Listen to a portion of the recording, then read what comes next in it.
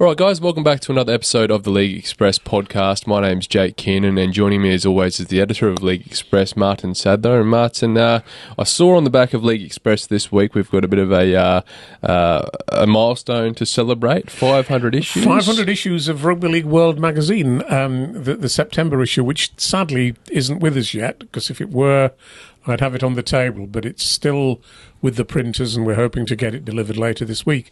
But yes, 500 issues since it was first published in 1976 as Open Rugby magazine by Harry Edgar. You know, it's amazing to think that's 48 years ago, which is astonishing in itself. May 1976 was the first issue. And in the new edition of Rugby League World, I've written a sort of slightly reflective piece about what rugby league was like in 1976, long before anybody thought about you, Jake. I'm afraid your parents. I don't know what they were doing in 1976, but they were certainly not thinking about bringing you into the world. I think my dad would have been in primary school still, yes, I believe. Yes. Same with my mother, obviously. So amazing, yeah, a while back. Yes, so those were the days, and you know that was the year that St Helens won the Challenge Cup. Shortly after the first issue of Open Rugby appeared, they beat Widnes 20 points to 5 at Wembley. Those were the days when Widnes were one of the big teams in Rugby League. It's very sad to think that they, haven't been in Super League for quite some time. But there were all sorts of fascinating things about the game back then that, as I say, I've made written an article about. So I hope if people are interested in reading that, they get hold of a copy of the magazine from our website. And we've actually got a very nice competition in Rugby League World as well. It's we're offering a prize of a 3-day trip for two people to a Catalans home game next year. The game of your choice, depending on which team you support, of course. So that's very much thanks to Catalan Sports Tours for agreeing a deal with us to be able to offer that prize. That's marvellous as far as we're concerned, and it's a big milestone. I'm not sure that I'll still be around when it reaches 1,000, Jake. But you might be. You never know. We'll see about that, mate. Yeah, we'll see about that. But yeah, 500. Wow, that's an amazing achievement, mate. Yes. And yeah, I guess we've got to encourage all of our listeners to try and get involved in that contest to win that trip away. Absolutely, yes. Yes, it's a great prize. At a very nice hotel, by the way. Might see if they can maybe invite me along, mate. Whoever the successful winner is. We'd like to send you over there. Yeah. But mate, we had a heap of Magic Weekend matches we've got to get into still. A few surprising scorelines. There was a lot of bigger scorelines than I think we were both expecting. And that's the frustrating thing about it. I mean, Magic, it was brilliantly set up, was Magic Weekend, to deliver some great games. And, certainly at least 5 of the 6 games had a lot riding on them. The first one, London and Hull, was about who was going to finish at the bottom of Super League this year. The next 4 games were all about, qualifying for the playoffs for the top 6 rather. Only the last game, Castleford and Huddersfield, didn't have much riding on it, really. So we all thought we were going to get some really close games with close scorelines. But actually, that's the last thing we got. The only closest scoreline was actually the last one. But all the others were, fairly one-sided games, starting with London, 29-4 against Hull, but then going on with, Wigan beating Saints 20 points to 0, and then Warrington beating Leeds comfortably, and Leigh beating Salford comfortably, and Hull KR walloping Catalans. That wasn't what we expected, and it was disappointing in that sense, because you always love to see close games at big events like Magic Weekend. But nonetheless, there was still some great rugby played and great tries scored. But as I say, it just wasn't quite as close as we would have liked. No, that's right. But, I mean, they kicked off the weekend with an exciting match-up there between London and Hull FC. London, 29 points to 4. Quite the win for London, and quite a statement made as well. Well, I really like watching London Broncos play, because although they're obviously very limited, they're not even a full-time team, several part-time players among them, but they play with enormous spirit and courage and determination. And that's the most that you can ask, really.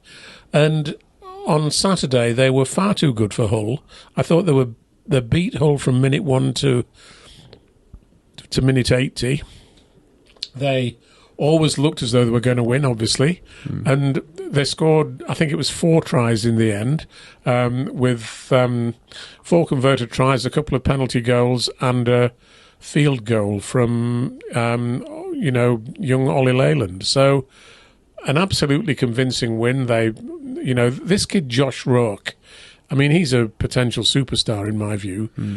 He created a brilliant try with that incredible flick pass from, as he was heading towards touch. He's scored a try as well, and just looks a real player to me, and I was absolutely thrilled to see it.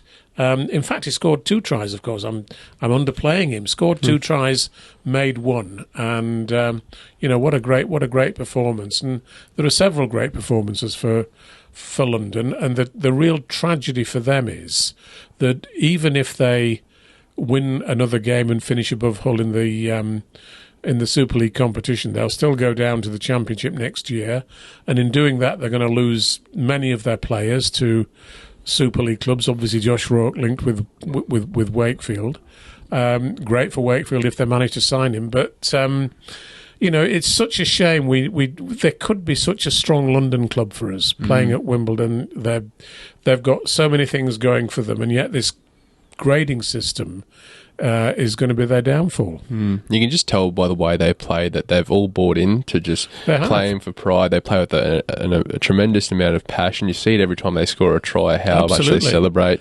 And just on Josh Rourke, you called it 3 or 4 weeks ago that he has some real potential, and he's only getting better week in and week out. Absolutely great. Yes, I really look forward to seeing how his career unfolds from now on.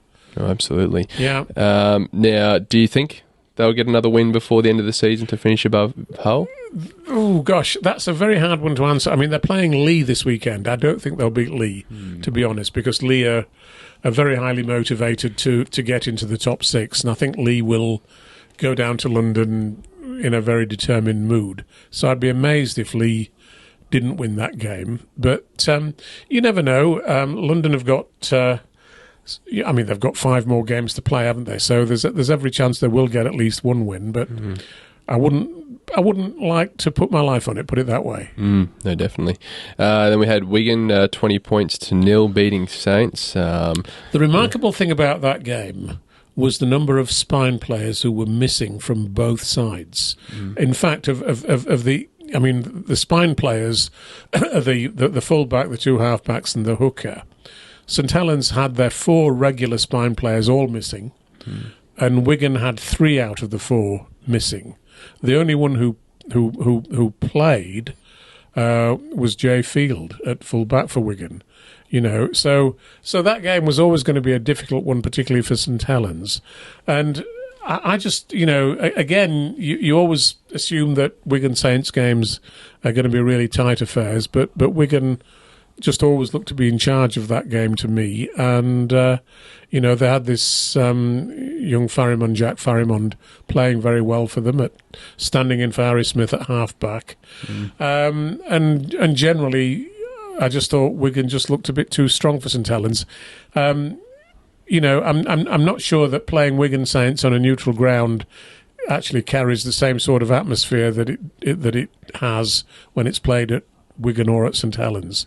So, it didn't work as well as we would have liked it to, I don't think, that particular match. And good to see Jack Farrimond scoring that little try. He scored off that little kick he put through. Very clever. Almost like Alfie Langer, a little grubber through and chased through and regathered. Brilliant, yes. But great to see. The next matchup, Warrington beat Leeds 24 points to 6, and I think, does that rule out Leeds' chances now of making the playoffs? Not entirely. They're still 4 points outside the top 6. So, as they always say, until it's mathematically impossible to qualify, they will keep trying. And the thing is, they're 4 points outside the 6. Let's just have a look at the league table here. Yes, Leeds have got 22 points. There are 3 teams on 26 points, Catalans, Saints and Salford. So it's perfectly possible for one of those teams to slip up. I mean, Leeds are playing Catalans this Friday. So if Leeds were to beat Catalans, which is certainly possible, they'd only be 2 points behind them. So that, you can't rule it out, can you? St Helens are playing Hull KR. Well, Saints could lose that one as well. And Salford are playing Huddersfield, which you'd expect them to win, but they, it's not guaranteed. So, there's still a lot to play for. Yeah, for Leeds. And Matt Duffy scoring 3 tries. 3 second-half tries for Warrington, despite playing with what I think was a bit of a leg injury as well. Yeah, he looked a bit like he was hobbling around a little bit. And except when he scored those tries. That's right. Yeah. And I think he also picked up 3 points in the Albert Goldthorpe medal count, mate, which has moved him up a ranking, but we'll get into that getting him fairly close to Mark Sneed. Yes, it was a really great performance by him. I mean, he's been, of all the players at Warrington, he's benefited most, I think, from Sam Burgess's coaching. I don't know quite what Sam's done with him or how he's, advised him, but he obviously loves playing at Warrington and he's outstanding. It's almost as if Sam's come in and just somehow relieved the pressure off him and just told him, play your natural game. Play your natural game. That's always the best thing to say, isn't it? As long as it fits in with a, strategic game plan of the side that you're playing for. It's always unwise to try and change a player's game too much. And I think Sam presumably recognised that with Matt. Yeah, absolutely. And we've always said he's been very much a confidence player. And I think the best thing you can do for players like him, and we see it with Reece Walsh a little bit in the NRL, when you make a mistake, don't drop your head. Just move on. Just accept that you will make mistakes sometimes. That's right. And, that's part of playing rugby league, isn't it? So don't allow it to affect you and just carry on playing. And things will normally come right for you. No, I agree.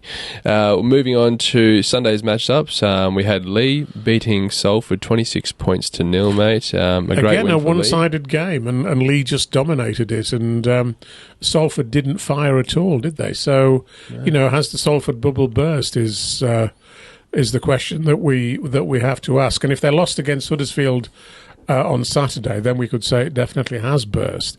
I mean, Salford, last year, if you remember, Salford were in the top 6 until right at the end of the season when they dropped to 7th place. And there's a big danger that could happen to them again this year if they don't start picking up. So, they've got a big job ahead of them, I think. I think Leigh, they did a great job just sort of containing Mark Sneed and I guess trying to apply the pressure, but I think they led the way with their defence in that matchup, and I think that's something we're starting to see come the back end of the season as an improvement defensively from this team. And I think that can probably be attributed to getting their forward pack back, the Tom Amones, the Rob Mulherns, John Asiata. So we're starting to see them. Well, it's interesting that they scored 2 tries in the last 10 minutes, isn't it? When Salford had more or less, had the strength, hit out of them in effect, and they were pretty exhausted by then, and Leigh put the boot in metaphorically, and ran away with the game in the end. But it had been fairly close, but they always looked in charge. Yeah, definitely. Moving to the second matchup on Sunday, Hull KR defeated Catalans 36-4. Well, the Hull KR boom doesn't seem to be showing any signs of ending, does it? And they're back at the top of the table. Joint on points with Wigan, but with a better scoring difference, and now a significantly better scoring difference, 54 points better. So if those two teams, end up winning their remaining games, it's likely that Hull KR's points difference will remain ahead of Wigan's, and they'll win the League Leaders' Shield, which would be an incredible achievement for them. Bear in mind, I think it was in 2006 they got promoted from into Super League, if I recall rightly, but at one stage they were in the 3rd tier in League One. in the Super League era. So it's been a remarkable resurgence of a club that was a very strong club in the 70s and 80s, but then declined alarmingly, and they've bounced back from that, and it's a absolutely perfect model of how to,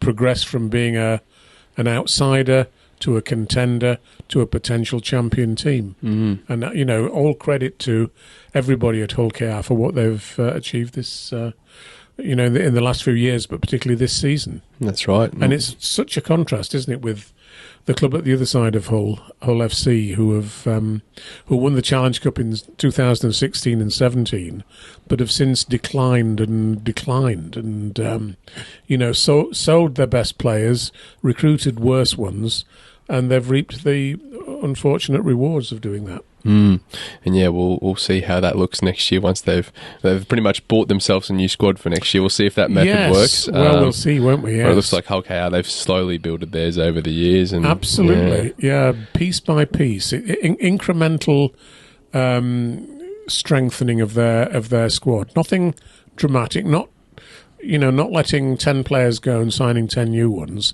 but just strengthening where they need to strengthen. And that's surely the way to do it. Now, Hull KR, they sit at the top of the table at the moment, but just with the eye test, when you watch them play rugby, are they the best team in rugby at the moment, do you think? I think they are, yes. I think there's no doubt about it. They're playing outstanding rugby, and, they're just beating everybody who comes in front of them. The only big disappointment this year for them, I think anyway, was when they were hammered by Wigan in the Challenge Cup semi-final at Doncaster, and that's a bit of a sore point with Hull KR. That was the one time this season when they really underperformed, and I'm sure they're itching to show that was not the real Hull KR. They are the team now that they have beaten every other team in Super League this year. By the way, they're the first team in Super League this season to have beaten every other team in the competition. So that's a milestone, a little small milestone for them, but it sort of illustrates how well they've been doing. That's beneficial coming into the playoffs as well, because if you have that in the back of your mind, well, then you can beat anyone. That's right. Beat anybody, absolutely. That's right. And then the final matchup, mate, we had Huddersfield beating Castleford 20 points to 12. One of the closer matchups, you might say. It was the closest, yes. I mean, Huddersfield were well in the lead early on, but then Castleford came back into it in the second half with 2 tries from Jason Gary. But it wasn't enough to, get them back on level terms, and Huddersfield held on to win by 8 points, and they needed that win. Castleford had said quite openly that they were wanting to beat Huddersfield to finish in 9th place in the competition table this year. Well, now they're 3 points behind Huddersfield, and it's highly unlikely that they will overtake them. But Huddersfield do need to look very carefully at the way this season's unfolded. They sacked their coach Ian Watson a few weeks ago. They've had Luke Robinson in charge. We don't know whether Luke is going to be in charge next year or not. We've had no indication yet of who's in the running to be the new coach from next year. They've signed Tom Burgess, of course, for next year, and by all accounts they've re-signed Ricky Lutelli, who left them in 2022 to go to Leigh, but looks as though he's now coming back in 2025. So, but they need to, they do need to look carefully at their squad and, why things have gone wrong for them this year. Because, again, since 2022, they've not performed. They didn't kick on from appearing in that year's Challenge Cup final, which was held at Tottenham. And they've been a massive disappointment, really. Now, before we sort of get into some of our other topics, just another question. We spoke a little bit there before about Hull KR and their form, and are they the best team in rugby? I was thinking about the Leigh Leopards. They obviously sit one place out of the playoffs at the moment. If you were to do the eye test with the Leigh and compare them against every other team in the competition, where do you think they would rank if it wasn't strictly based on competition points? Well, I think Leigh ranked very high. I mean, it's quite interesting. A few weeks ago when Leigh were playing at Castleford, the Castleford coach, Craig Lingard, before that game, said that, in his opinion, Leigh were potential Super League champions. But, of course, they could only be the Super League champions by getting into the top 6 and then winning it. So, that was a big ask. But Leigh have been gradually closing in on the top 6, and I think they will make it in the end. But, that remains to be seen. But I think Leigh are a great side to watch, particularly when they're at full strength. Part of the problem for them is that for much of the season they weren't at full strength. Obviously, John Asiata was missing for a while. Edwin Apapin was missing. Tom Amone was missing, but they're all back now. Matt Moylan was missing from the game on Sunday at Elland Road. He's got a rib cartilage problem, which is a dodgy injury, really. It's a very painful one. Yeah. And, we can't be sure whether he will come back for this coming week's game, which is on Sunday at London. But if he does get back, and maybe they won't need him for that game. I think they should be good enough to beat London without him. So maybe they could give him a rest for another week. But if he can get back for the big games at the end of the season, I think they'd be formidable. Yeah. Top 4, do you think? Top 4 quality, yes. Yeah, quality, yeah. No doubt about it. I think at the moment they're probably playing better than St Helens, Catalans and Salford, who are in positions 4, 5 and 6. I don't think they'll overtake all 3 of those teams, obviously. But they are, they are at that level. I think that, the top teams at the moment are Hull KR, Wigan, Warrington and Leigh. Yep. I'd say probably in that order. Yep. So, it's going to be a really interesting end of season, there's no doubt about it. No, I agree.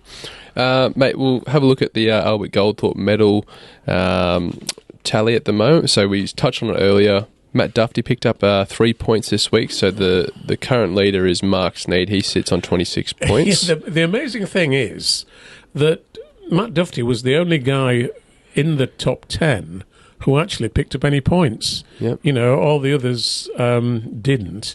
For better or worse, and all the points this week, there are 36 points allocated every week, and 33 of them went to players outside the top 10, so which is pretty unusual, with 1 or 2 players getting their first Albert Goldthorpe points. But Mark Sneed still sits at the top with 26. Matt Duffy is now 4 points behind him with 22, so it's getting within range, isn't it? Yeah, Mikey Lewis on 20. So, those 3 look to be the main contenders. It says a lot about Hull KR if in that big win that they had, but Mikey Lewis doesn't get any points. It goes to show that the whole squad's playing really good. Absolutely, yes. Great to see. All right, mate, now it's all said and done. Magic Weekend, do you think it's been a success? Well, it got the second lowest Magic Weekend combined attendance of all time since 2007. The only lower attendance was at Murrayfield in Edinburgh in 2010. So in that sense, you could hardly say it was a success.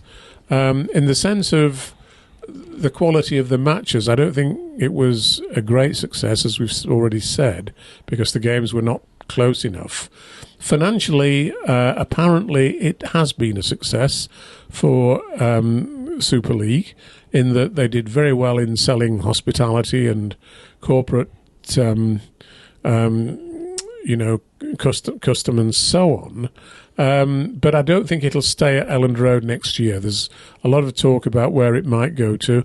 My own feeling is, and you can have a vote on this, if you go to the Total RL website, this week's readers' poll is a vote on where you want the next Magic Weekend to be. And the choices we've given you are Cardiff, going back to the Principality Stadium, Dublin, going to the Aviva Stadium, staying at Leeds at Elland Road, going to London to Tottenham Hotspur Stadium, going to Manchester at the Etihad Stadium, going to Newcastle at St James's Park, or even going to Nottingham at the Nottingham Forest City Ground. So there are 7 choices there, and I've not checked on how the vote is going so far, Jake, but I'd be very surprised if Newcastle didn't win that vote. Yep. Because the fans love Newcastle. You know, it's a great venue. But and the main reason they love it is because Newcastle's in the centre of the city of Newcastle, the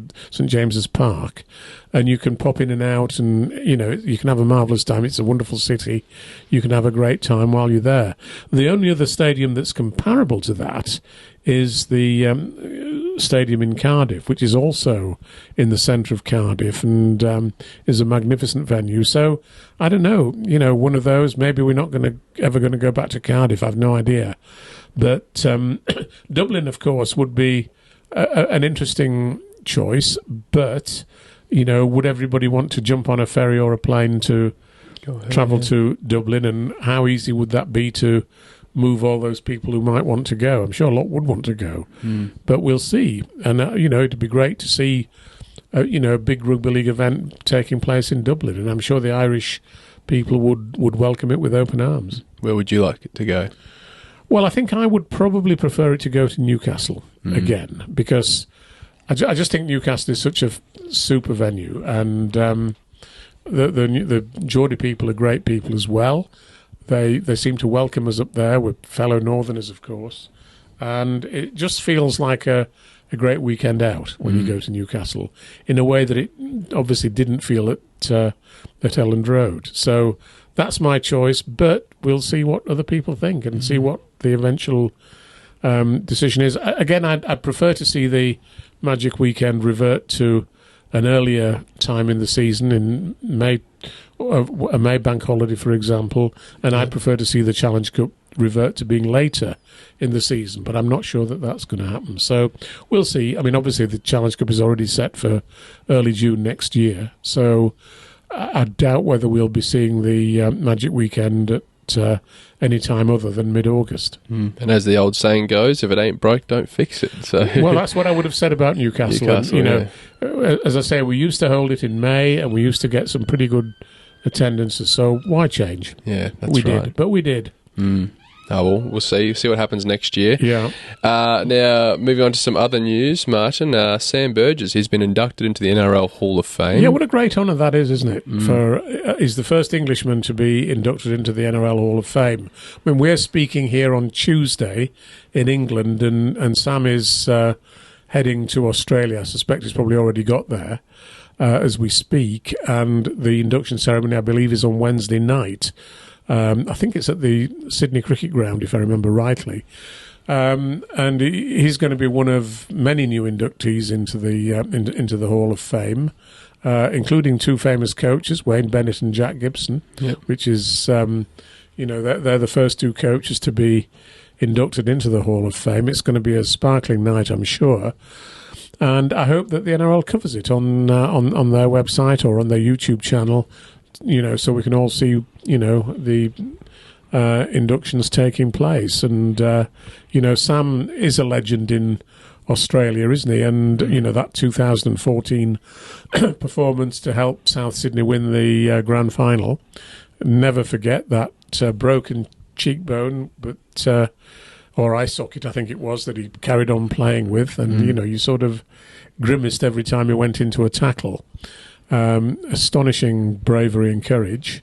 And I think, as I've written in League Express this week, Jake, how many club representatives will be whispering in his ear when he gets there about the potential for coaching their teams in the NRL? I'd imagine there'd be a few. If I were Warrington, I think I'd go with him and keep him away from all those guys. Maybe they had some inside intel that he was going to be inducted, because obviously they've re-signed him for the further year. But I'm sure they would rather that be a 5-year extension if they could have it their way. I'm sure that's right. Yeah. I mean, his long-term future is surely in the NRL again. But as I think I've written this week, let's enjoy Sam for as long as we've got him over here. No, absolutely. And, every press conference with him, it's an interesting one. Yes. He's very casual, very calm, will answer any questions. Sometimes he'll throw it to a reporter and say, what do you think I should do? Or what would you do? We ought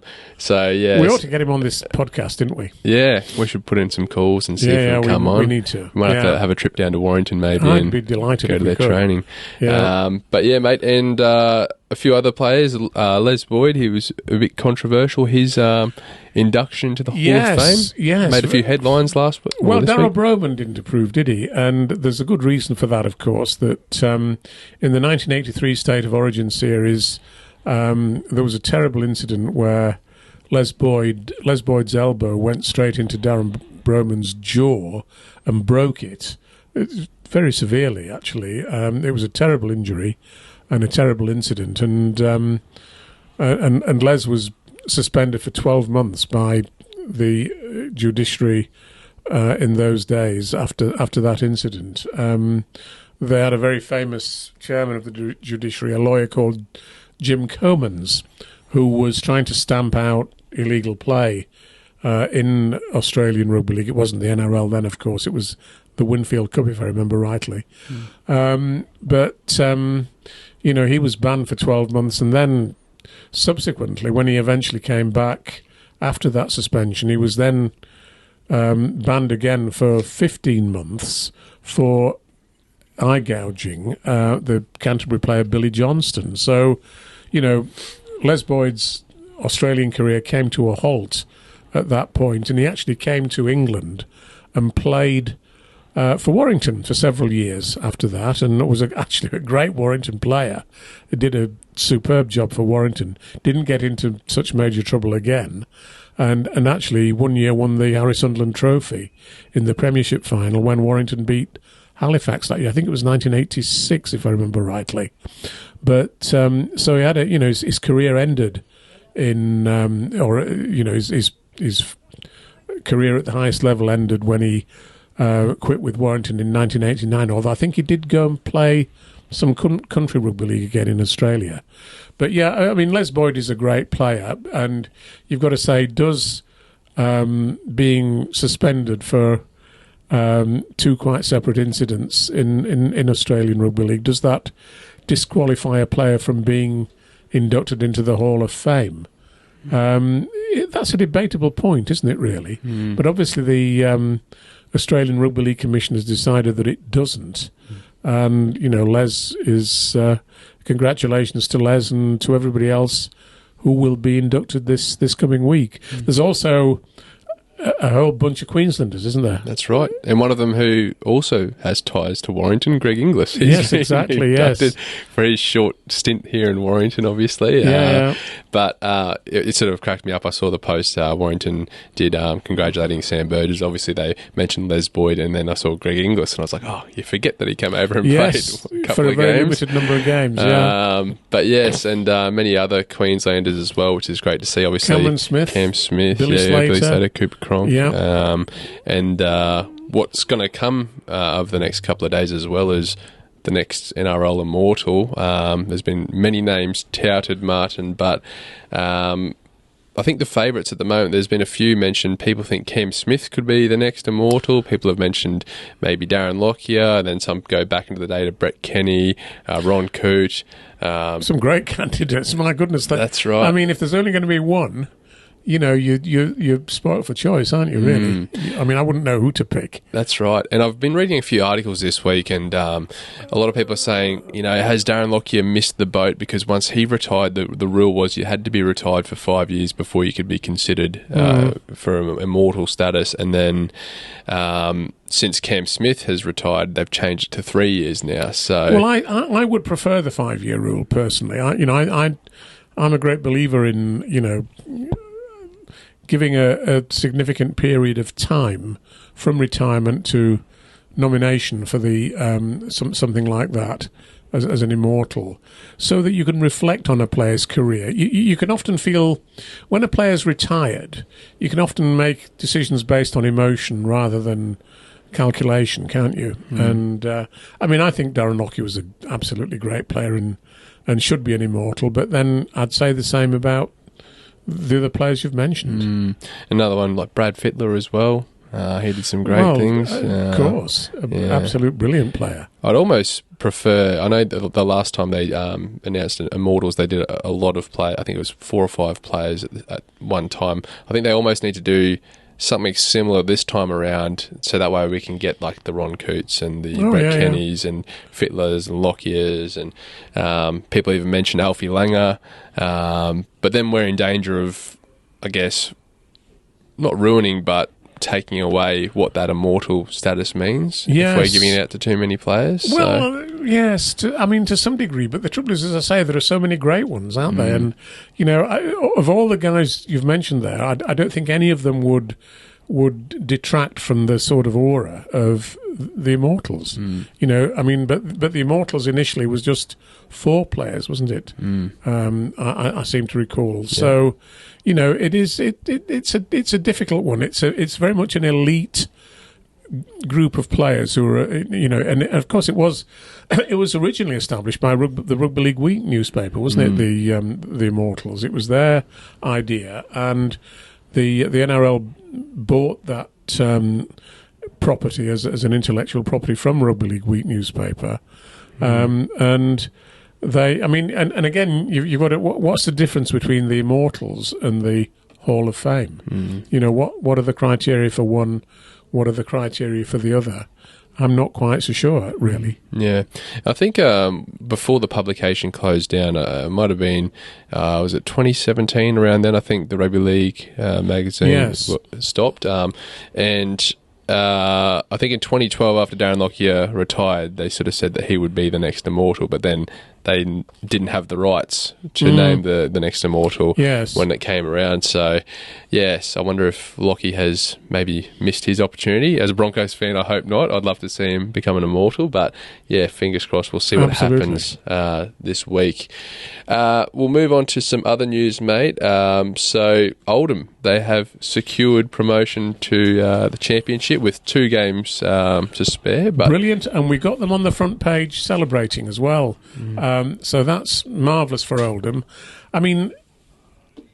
It's a great rugby league town, is Oldham. Some of the greatest players in the history of rugby league have come out of that town. Kevin Sinfield is obviously the one that immediately springs to mind, but there are so many of them. And it's just great to see them after such a long period of decline. They were in Super League for the first 2 years in 1996 and 1997.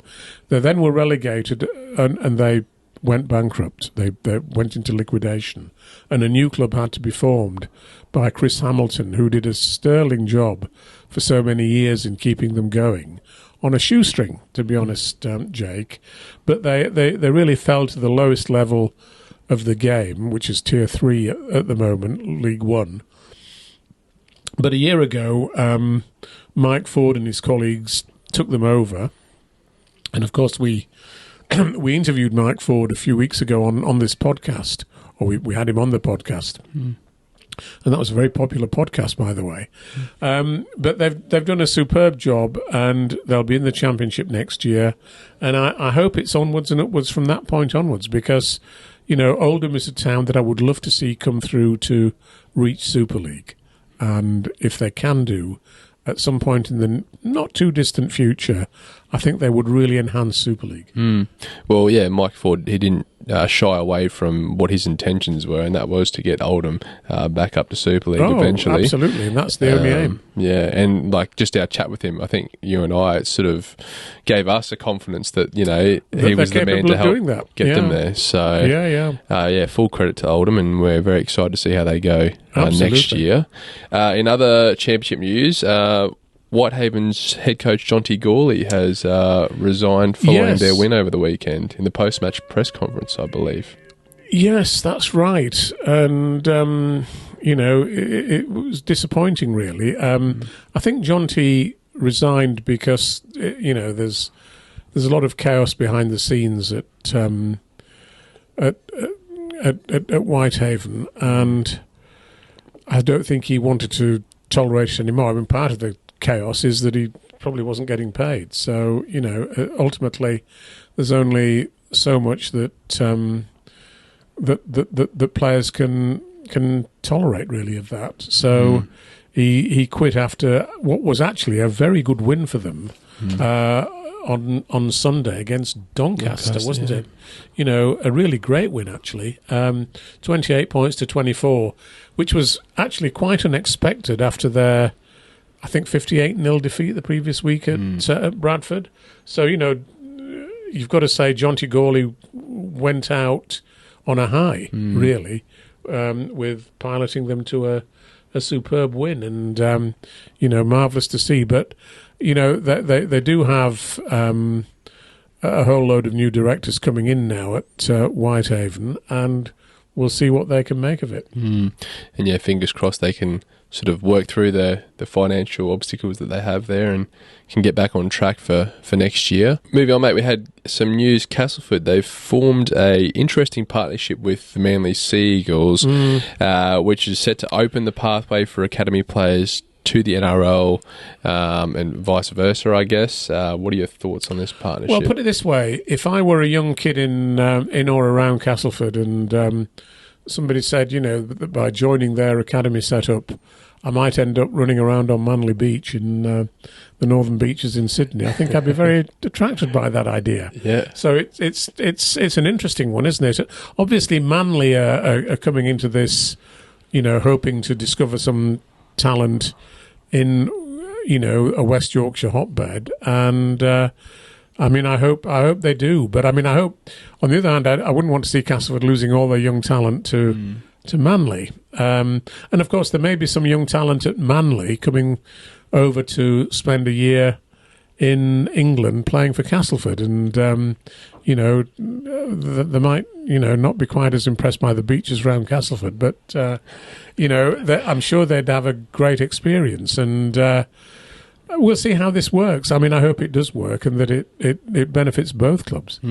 Well, I was sort of thinking about players that have come over and then gone back and how they've sort of benefited from it. The two recent examples I could give is Brad Schneider and Jake Clifford, who had a really good game for the Cowboys on the weekend. Oh, yeah. Now, obviously, both those players have gone back and they're sort of playing reserve grade at the moment. But, you know, I think Clifford has been tipped to be the one that takes over for Chad Townsend next year when he leaves. Yes. And, yeah, there's definitely a benefit for young players that maybe stuck behind a player at club level to come over here and play professionally in the Super League. Absolutely, yes. But as you said, I just hope Cass don't lose all of their young talent to Manly. Me too, yes.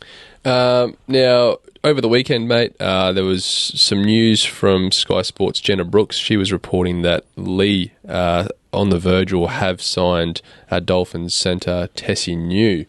Yes, it looks as though that's going to go through, doesn't it? Yeah, so that's an interesting pickup. Obviously, Leigh have lost, or will be losing many players to Hull FC next year, but they've made a few signings as well. So it looks like Derek Beaumont's sort of putting together a bit of a war chest for next season. Absolutely, yes, yeah. Oh, well, I mean, they are losing some key players at Leigh, but fortunately, it looks as though they're keeping hold of Lachlan Lamb. Obviously, losing Tom Amone, I think, is the biggest blow that they're going to suffer from.